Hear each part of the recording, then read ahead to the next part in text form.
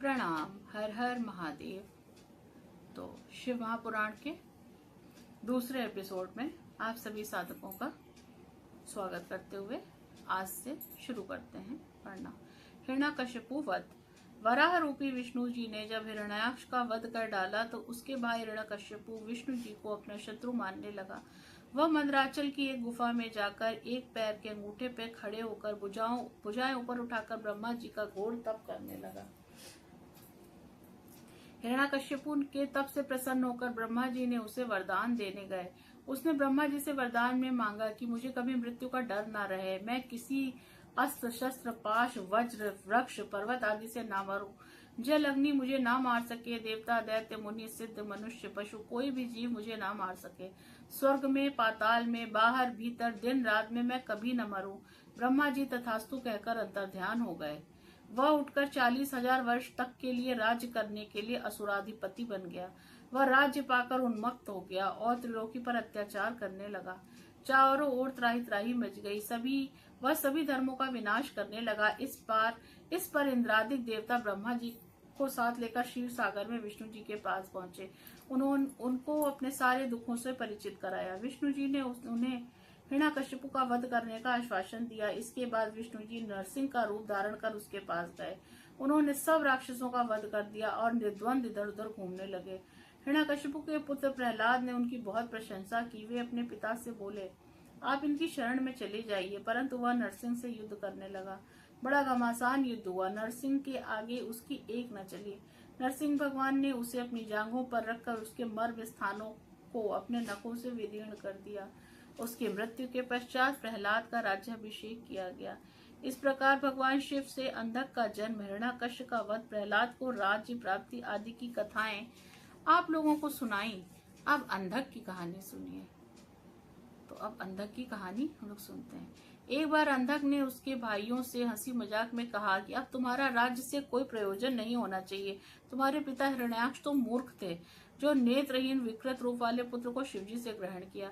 तुम राज्य चलाने के योग्य कदापि नहीं हो। भला कहीं दूसरे व्यक्ति से उत्पन्न पुत्र भी राज्य का अधिकारी हो सकता है। राज्य तो हम करेंगे, तुम्हारा राज्य पर कोई अधिकार नहीं है। यह सुनकर अंधक बहुत ही दुखी हुआ और रात्रि में उठकर चुपके से जंगल में जाकर घोर तपस्या करने लगा। उसने देखा कि तपस्या से कोई फल प्राप्त नहीं हो रहा है, तो उसने अपने शरीर को अग्नि में जलाना चाहा। यह देखकर देवता डर गए और ब्रह्मा जी के पास पहुंचे।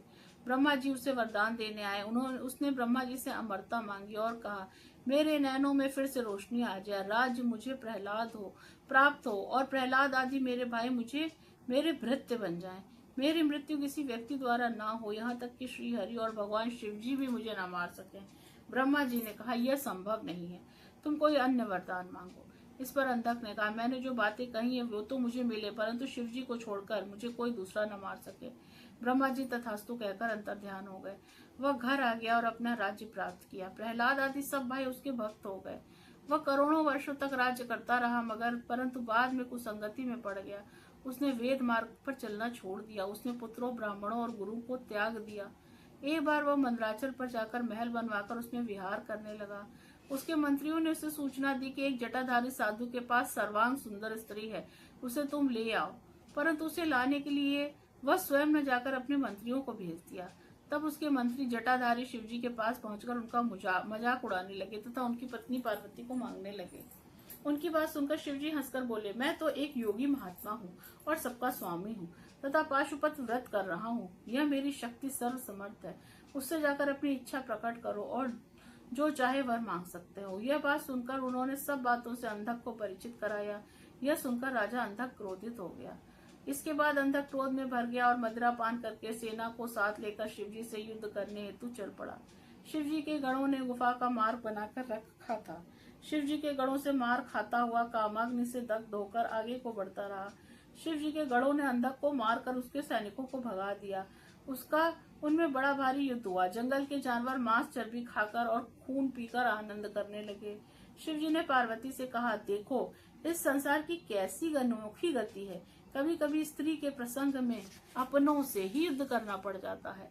कहाँ तो मैं पाशुपत व्रत करने यहाँ आया था, परंतु यहाँ से दूसरा व्रत करना पड़ रहा है। इससे तो दूसरे वन में चलना चाहिए।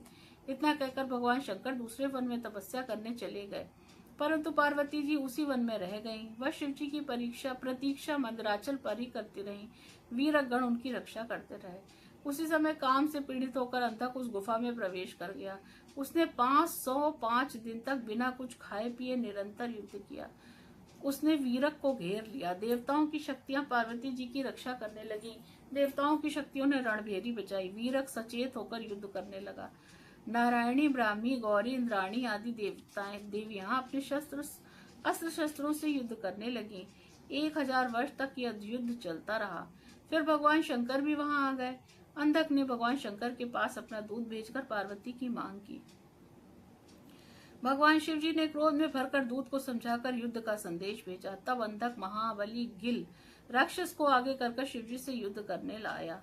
उसने गुफा पर वज्र से प्रहार करके पार्वती जी पर वज्र से प्रहार किया। उनकी सेना ने शंकर जी की गुफा को तोड़ डाला। इस पर भगवान भोले शंकर ने श्री हरि आदि देवताओं को बुलाकर अपने गणों के साथ भयंकर युद्ध शुरू कर दिया। इस युद्ध में विधस नामक दैत्य ने ब्रह्मा, विष्णु, इंद्र, सूर्य, चंद्रमा आदि समस्त देवताओं को निगल कर पेट में भर लिया। केवल वीरक गण शेष रह गया। तब भगवान शिव जी ने सामवेद का गान किया। फिर सूर्य के समान अपने प्रकाशित शरीर से अट्टहास किया। इस बीच वह दैत्य नंदी को भी निगल गया। क्रोध में भरकर शिव जी ने अपने तीव्र बाणों से विध्वंस को मारकर सभी देवताओं को उसके पेट से बाहर निकाला। शुक्राचार्य मरे हुए दैत्यों को फिर से जीवित कर रहे थे। इस पर एक फल की तरह शिव जी शुक्राचार्य को निगल गए। इससे दैत्यों का बल क्षीण होता चला गया। देवताओं ने दैत्यों को मार मार कर व्याकुल कर दिया। अंधक को मार मार कर उसके शरीर को जर्जर बना दिया। मरते समय अंधक ने शिव जी की स्तुति की तो शिव जी ने प्रसन्न होकर उसे अपना गणपति बना लिया। अब भगवान शिव पार्वती को लेकर अपनी गुफा में चले गए। शुक्राचार्य की मुक्ति। शिव जी द्वारा शुक्राचार्य को निगल जाने के पश्चात उनके पेट से निकलने का प्रयत्न करने लगे। उन्होंने शिव जी के पेट में छिद्रों की खोज की जिससे बाहर निकला जा सके, परंतु वे असफल रहे। इसके बाद वे शिव जी के मंत्र को जपते जपते उनके वीर रूप में उनके लिंग मार्ग से बाहर आ गए। उन्होंने बाहर आकर शिव जी को प्रणाम किया। पार्वती जी ने शुक्राचार्य को पुत्रवत मानकर विघ्न रहित कर दिया। शुक्राचार्य को देखकर दया के सागर महादेव बोले, हे भृगुनंदन, तुम जिस प्रकार मेरे लिंग द्वारा मेरी शुक्र वीर से होकर निकले हो, इसलिए तुम्हारा नाम शुक्राचार्य होगा। शुक्राचार्य को मृत संजीवनी विद्या की प्राप्ति की कथा। बहुत समय पहले की बात है। शुक्राचार्य ने वाराणसी में जाकर विश्वनाथ का ध्यान करके भारी तप किया। वहां पर उनका ज्योतिर्लिंग स्थापित कराकर एक सुंदर कुएं का निर्माण कराया। इसके पश्चात 32 सेर पंचामृत से शिवलिंग को 1,00,000 बार स्नान कराया। कमल पत्र, पुष्पों और सुगंधित द्रव्यों से शिवलिंग का पूजन किया। शिव सहस्त्र नाम और दिव्य स्त्रोतों से शिव जी का पूजन किया तथा हजारों वर्षों तक अपने चित्र को एकाग्र करके शुद्ध किया। शिव जी ने उनकी तपस्या से प्रसन्न होकर प्रकट हुए और उन्हें वर मांगने को कहा। शुक्र जी ने पुलकित होकर शिव जी को प्रणाम किया और हाथ जोड़कर उनकी स्तुति की। शिव जी ने वरदान में उन्हें मृत संजीवनी विद्या प्रदान की, जिसके द्वारा मृत व्यक्ति को फिर से जीवित किया जा सकता है। भगवान शिव जी ने बताया, इस सत्येश्वरी विद्या के प्रभाव से तुम जो चाहोगे वे सभी कार्य संपूर्ण होंगे। तुम मेरे प्रभाव से सूर्य से भी ऊपर विलय तारा बनकर चमकोगे। तुम्हारे उदय होने पर सभी विवाहादि मांगलिक कार्य उत्पन्न होंगे। इस प्रकार वर प्रदान कर शिव जी उसी लिंग में अंतर्ध्यान हो गए। इस प्रकार भगवान शिव जी से शुक्राचार्य को मृत संजीवनी विद्या प्राप्त हुई थी। बाणासुर आख्यान। व्यास जी सनत कुमारों से बोले, अब बाणासुर का गणपत्य पद की प्राप्ति की पवित्र कथा को सुनाइए। सनत कुमार जी ने बताया, मारीचि के पुत्र कश्यप जी हुए। प्रजापति दक्ष ने कश्यप जी को अपनी 13 कन्याएं कन्यादान की। उनमें दिति बड़ी थी, उससे दैत्य उत्पन्न हुए। शेष 12 पत्नियों से देवताओं की उत्पत्ति हुई। दिति के हिरण्यकश्यपु और हिरण्याक्ष 2 महाशक्तिशाली राक्षस उत्पन्न हुए। हिरण्यकश्यपु के हन्लाद, अनुहन्लाद, सलहाद और प्रहलाद नामक के 4 पुत्र हुए। प्रहलाद के जितेंद्रिय और विष्णु भक्त विरोचन हुआ, जिससे अपना मस्तक काटकर दान में इंद्र को भेंट कर दिया था। विरोचन का पुत्र बलि भी महादानी था। उसने वामन अवतार भगवान को अपनी सारी पृथ्वी दान में दे दी थी। बाली का पुत्र बाणासुर हुआ, जो शिव जी का भक्त और महादानी था।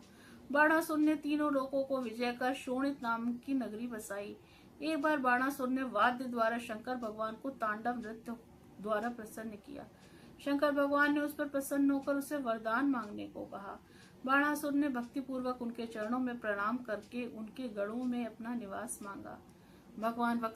भक्त वत्सल भगवान शिव उनके पास ही गणों सहित निवास करने लगे। एक बार शोणितपुर के पास बहती हुई नदी के तट पर शिवजी अपनी लीला करने गए। गान और नृत्य हुआ। उसे देखने के लिए देवता और अप्सराएं भी आईं। फिर जल क्रीड़ा होने लगी। शिवजी ने पार्वती को भी कैलाश से बुलाया।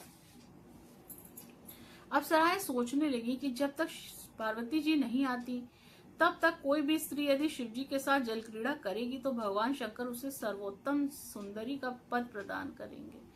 यह सोचकर बाणासुर की पुत्री उषा ने शिवजी का स्पर्श करने के लिए पार्वती का रूप धारण कर लिया। जब तक पार्वती जी भी वहां आ गई, उन्होंने बाणासुर की पुत्री उषा का उद्देश्य जान लिया। तब पार्वती जी उषा से बोली, अरे तुमने मेरा स्वरूप क्यों धारण कर लिया है? अच्छा, तो तू इसी कार्तिक मास से ही ऋतु वाली हो जाएगी और बैसाख शुक्ला द्वादशी की अर्धरात्रि को तुझे सोती हुई के साथ कोई व्यक्ति संभोग करेगा। फिर तू उसी की पत्नी बन जाएगी। यह कहकर पार्वती जी शिव जी के साथ जल क्रीड़ा करने लगी। थोड़ी देर बाद शिव जी पार्वती जी दोनों अंतर ध्यान हो गए। उषा का चरित्र। एक बार बाणासुर ने शिव जी को प्रसन्न करके कहा, प्रभु आपने मुझे 1000 बाहें उत्पन्न करी हैं, परंतु इनसे मुझे कोई लाभ नहीं मिल रहा। इनका उपयोग तो युद्ध में ही हो सकता है। मैं इंद्र, यम, कुबेर आदि पर विजय प्राप्त कर ही ली है। मैंने सभी देवताओं को भी जीत लिया है।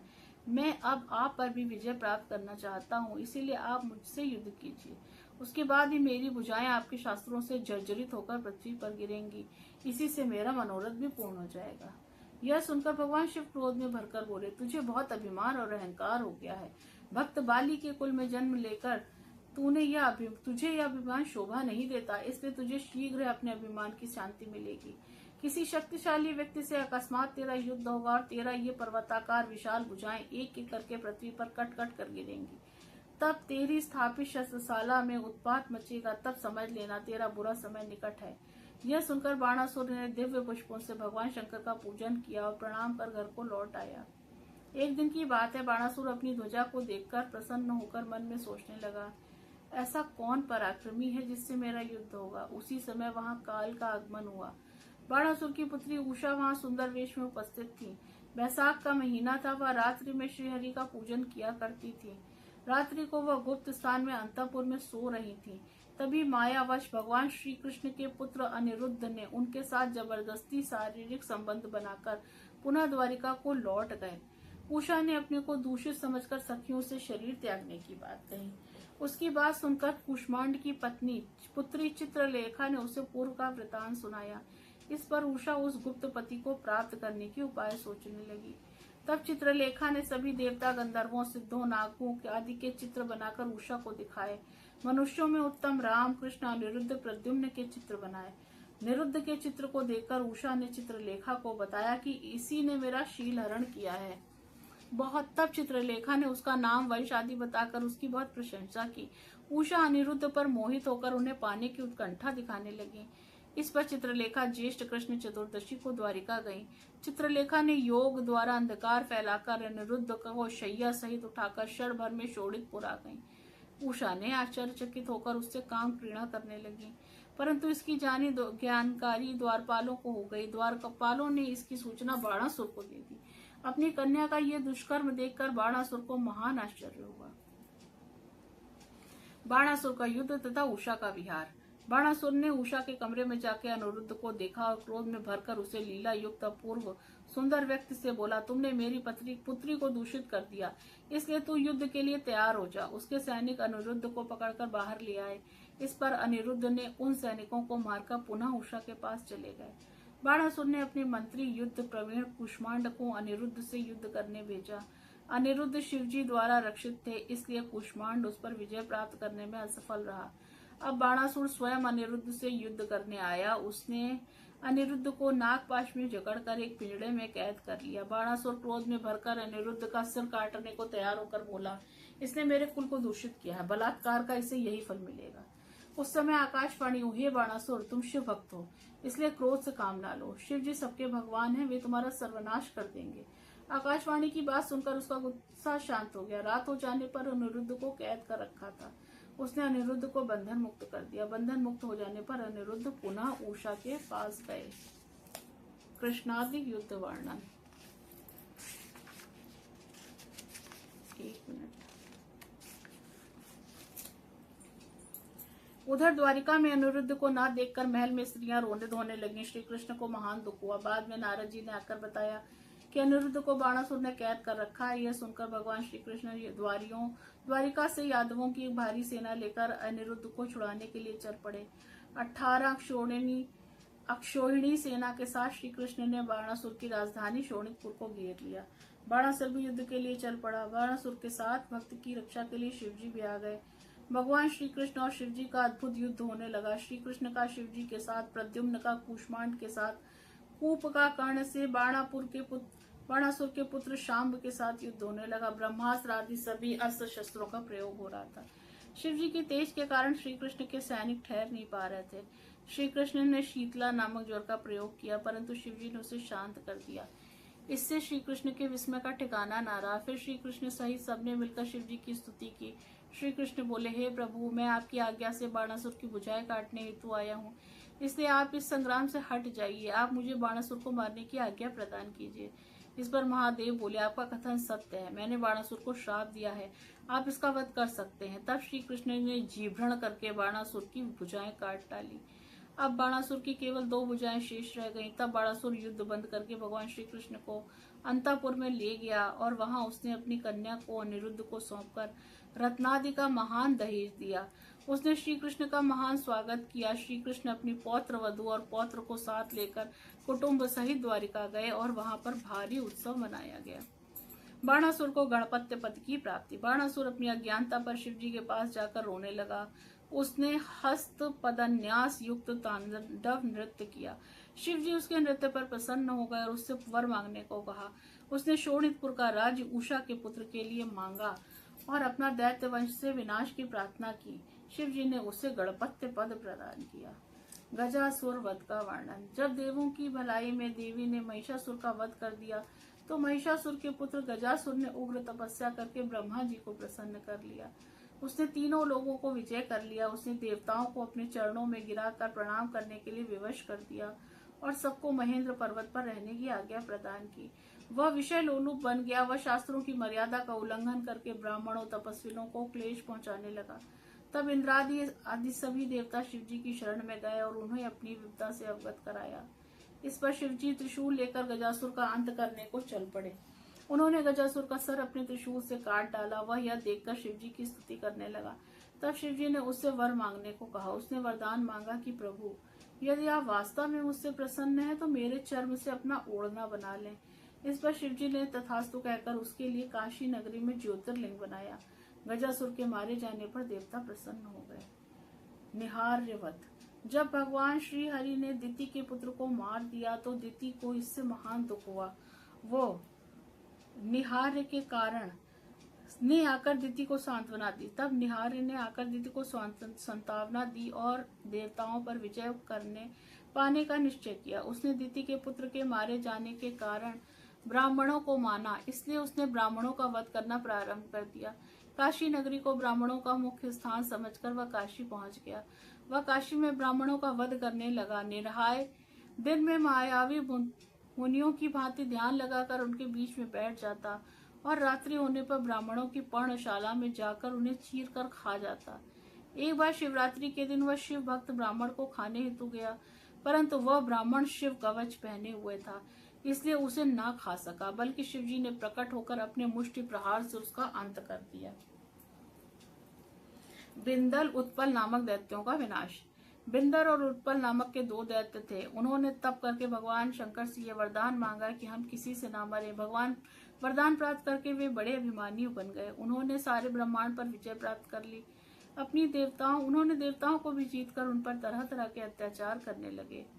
देवताओं ने उनके अत्याचारों से तंग आकर ब्रह्मा जी के पास जाकर अपना दुखड़ा सुनाया। ब्रह्मा जी उनसे बोले, हे देवताओं, इन दोनों दैत्यों को केवल जगत जननी पार्वती ही मार सकती है, इसलिए धैर्य रखकर भगवान शिव जी का ध्यान करो, वे ही भक्त भयहारी हैं। इसके बाद भगवान शंकर की प्रेरणा से नारद जी बिंदर और उत्पल दैत्यों के पास गए और पार्वती जी के रूप की प्रशंसा करने लगे। पार्वती जी की रूप की प्रशंसा सुनकर दोनों दैत्य कामांध होकर पार्वती जी के अपहरण की योजना बनाने लगे। एक दिन पार्वती जी अपनी सखियों के साथ गेंद खेल रही थीं। दोनों मायावी दैत्य शिव गणों का रूप धारण कर वहां पहुंचे और पार्वती जी पर कटाक्ष करने लगे। भगवान शंकर ने उन दोनों को पहचान लिया कि ये दोनों राक्षस हैं। उन्होंने इशारे से पार्वती जी को दोनों मायावियों की चाल से अवगत करा दिया। पार्वती जी ने खेल खेल में ही अपनी गेंद को दोनों दैत्यों पर मारा। गेंद के लगते ही दोनों मायावी राक्षस चक्कर खाकर पृथ्वी पर गिर पड़े और उनके प्राण पखेरु उड़ गए। वह गेंद शिवलिंग रूप में दर्शन देने लगी। वह जगह जेठेश्वर के पास कंदकेश्वर के नाम से प्रसिद्ध हो गई। शिवलिंग के प्रकट हो जाने से ब्रह्मा, विष्णु, इंद्र आदि सभी देवता वहां उपस्थित होकर भगवान शिव की स्तुति करने लगे। तो इसी के साथ ये हमारा षष्ठ खंड भी समाप्त होता है और इसके आगे की कथा हम लोग कल से पढ़ेंगे। हर हर महादेव। ओम नमः शिवाय। सभी को धन्यवाद।